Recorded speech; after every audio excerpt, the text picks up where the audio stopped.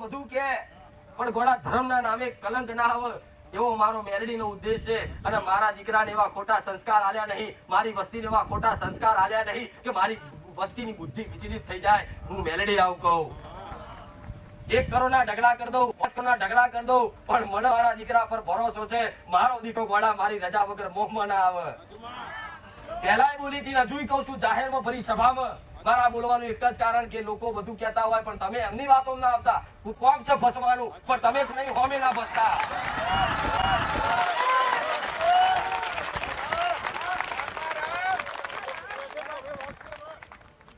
એમનું કામ કરે છે, એમનો સ્વભાવ જ એવો છે. ગમે તેવી લાકડી મારશો, ડંડા મારશો, મારી નાખશો, ત્યાં વગર નહીં રહેવાનું. પણ તમે હોમે ના બોલતા, તમે એમની વાતો ના આવતા. એની ગેરંટી હું મેલડી ચમ આલું છું. આટલું સતની ગાદી પર કદાચ આટલી ગેરંટી મારી ચમ બોલું છું. મારા દીકરા જોડે ખાલી એક હોનાની વીંટી હોય ને અત્યારે હાલમાં તો હું મેલડી ગુલામ થઈ જાઉં.